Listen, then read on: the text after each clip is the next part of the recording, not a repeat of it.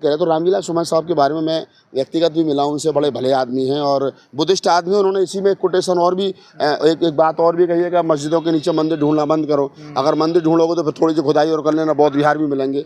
तो ये भी उनका इसी स्टेटमेंट का एक हिस्सा है, बयान है, जो बाद में 2-3 दिन के बाद उन्होंने मीडिया में दिया है। तो रामविलास सुमन साहब जो कह रहे हैं, अबू आदमी साहब जो कह रहे हैं, मेरा दोनों से हाथ जोड़ करके अपील है, आपके पास में अपने मुद्दे हैं, आपके अपने बच्चों का, आपके अपने समाज का बेहतर भविष्य कैसे होगा, आप इस पर डिस्कस करिए, इस पर चर्चा कीजिए। इस पर चर्चा करोगे तो निसंकोच रूप से आपका समाज मजबूत होगा, और जब समाज मजबूत होता है तो नेता मजबूत होता है। अगर आज मोदी जी मजबूत हैं, अमित शाह मजबूत है, बीजेपी मजबूत है, तो इसलिए मजबूत है क्योंकि हिंदुत्व की राजनीति मजबूत है, और हिंदुत्व की राजनीति की पिच पर खेलने वाले लोग मजबूत हैं। रामजी-लाल सुमन जी को माफी मांगनी चाहिए? बिल्कुल नहीं मांगनी चाहिए। क्या जरूरत है माफी? करनी सेना कह रही है माफी। करनी सेना कौन है? कौन पूछता नहीं करनी सेना को? भाई बताओ मुझे तुम, क्यों कौन होते माफी मंगवाने वाले करनी सेना के लोग?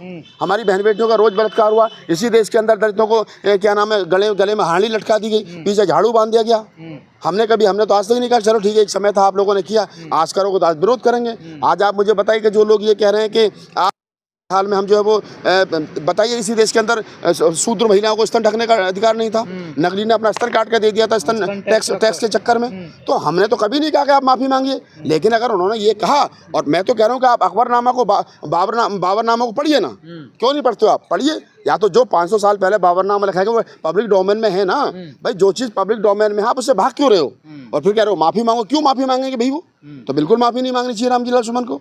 सुरक्षा बढ़ा दी गई है उनकी? क्या नहीं, बिल्कुल सुरक्षा बढ़ाने। देखिए, जान को खतरा वतरा क्या है ये देखिए, कुछ लोग, सारा ठाकुर समाज विरोध नहीं कर रहा है, करनी सेना के कुछ एक पदाधिकारी विरोध कर रहे हैं। मेरे करनी सेना के बड़े अच्छे मित्र हैं, उनसे भी मेरी बात हुई है। उन्होंने भी कहा है कि भाई साहब पता है राणा सांगा बड़े बहादुर थे, लेकिन ये भी सच्चाई है कि उस समय जो लड़ाई हुआ करती थी वो राजपाट की लड़ाई थी, ये हिंदू मुसलमानों की लड़ाई तो थी नहीं। ये तो अच्छा, मैं तो एक मजे की बात और कह रहा हूँ लोगों से, सत्ता की लड़ाई थी ना, सत्ता की लड़ाई थी। अब मैं तो एक मजे की बात और कह रहा हूँ। अब मुझे बताइए, इस देश में से हजारों लाखों हजार करोड़ रुपए लूट करके अंग्रेज ले गए। अंग्रेजों पर कोई जिक्र नहीं है, अंग्रेजों पर कोई वार्तालाप नहीं है, कोई प्रेस कॉन्फ्रेंस नहीं है। अंग्रेजों के साथ आप मिलकर के टेस्ट क्रिकेट खेल रहे हो, अंग्रेजों के साथ मिलकर के आप ओलंपिक खेल रहे हो, अंग्रेजों के साथ मिलकर के आप क्या नाम, इंग्लैंड जा रहे हो तो बगल में हाथ में हाथ डाल करके घूम रहे हो, चाय पी रहे हो एलिजाबेथ के साथ में। वहाँ कोई नहीं है जिन अंग्रेजों ने जलियांवाला बाग हत्याकांड कर दिया, जिन्होंने आपकी बहन बेटियों के साथ शोषण अत्याचार किया, जिन्होंने आपके ऊपर क्या नाम शोषण अत्याचार है, उन अंग्रेजों पर कोई जिक्र नहीं है। उन अंग्रेजों के बनाए हुए स्कूलों में इन नेताओं के बच्चे पढ़ रहे हैं। आप देख लीजिए दिल्ली एनसीआर में जितने अच्छे स्कूल हैं सारे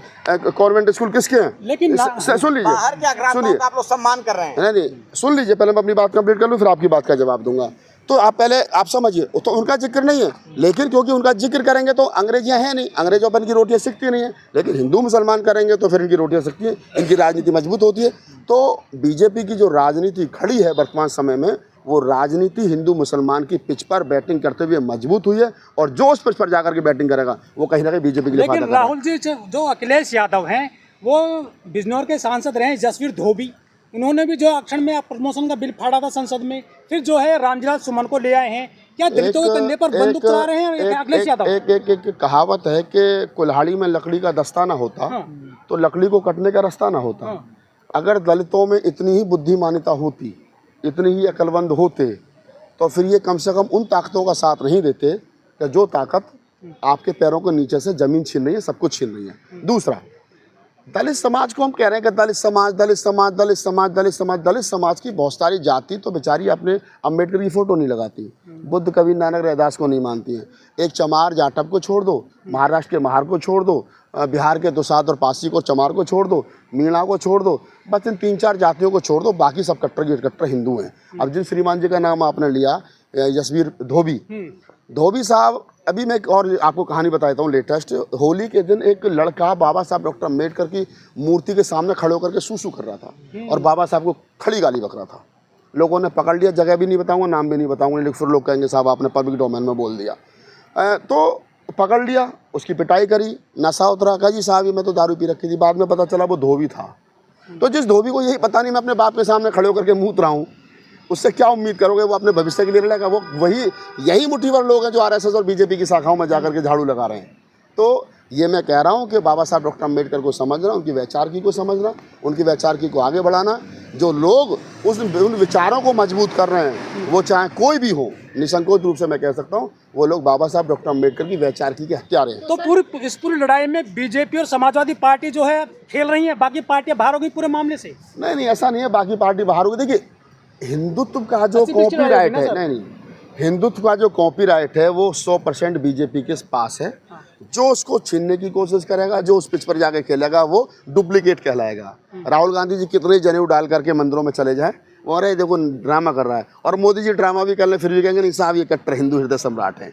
तो आप समझिए ना, भगवा की राजनीति का कॉपीराइट सीधे का सीधा जो है वो बीजेपी और आरएसएस के पास है। उसके अलावा जितने भी हैं वो सेकुलर राजनीति कर सकते हैं। अखिलेश हो, अपना मायावती जी हो, अपना कांग्रेस हो, अन्य राजनीतिक दल हो, वो हिंदुत्व की राजनीति नहीं कर सकते। तो ये गड्ढे मुर्दे जो उखाड़ रहे हैं, ये कह रहे हैं कि शौचालय बनाएंगे और कब्र पर, क्या इनसे देश को कुछ फायदा है, कोई विकास होगा इन चीज़ों से? ओमदेव जी, आप भी यहीं मिलोगे 50 साल बाद। 50 साल तो मैं जिंदा रहूँगा, जब 80 साल तक भी जिया तो 35 साल तो 38 साल तो रहूँगा ही, 40 साल भी रहूँगा। 40 साल तक के बाद में आप भी यहीं मिलोगे, ये यादव जी भी यहीं मिलेंगे, सारे आप लोग यहीं मिलोगे। कहीं ना कहीं बुढ़े हो जाएंगे, दांत वाँत उखड़ जाएंगे, बैत मत लेकर चला करेंगे, आ जाना घर चाय वाय पियेंगे, तो सब लोग यहीं मिलेंगे। ये औरंगजेब की कब्र भी यहीं मिलेगी, और ये इस पर लैट्रिन और बाथरूम बनाने वाले लोग भी यहीं मिलेंगे।